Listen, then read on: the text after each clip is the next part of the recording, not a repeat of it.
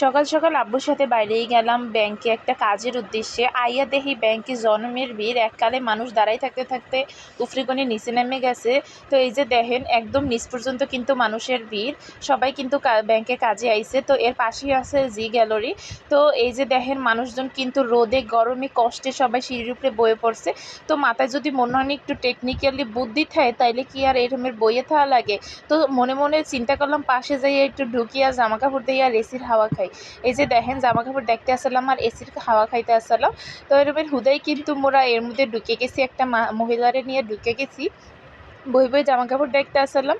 তো এই যে দেখেন ঘুরে ঘুরে জামা কাপড় দেখতে আসলাম, এই পাশ ও পাশ লেডিস জেন্টস সব জায়গার জামা কাপড়ই দেখতে আসলাম আর দাম দেখতে আসলাম। তা কিন্তু কিনবো না, হুদাই কিন্তু এসির হাওয়া খাইতে ঢুকছি, একটু ঠান্ডা হইতে ঢুকছি। তো ঘুরে ঘুরে মোরা কিন্তু খালি সময় কাটাইতে আসলাম।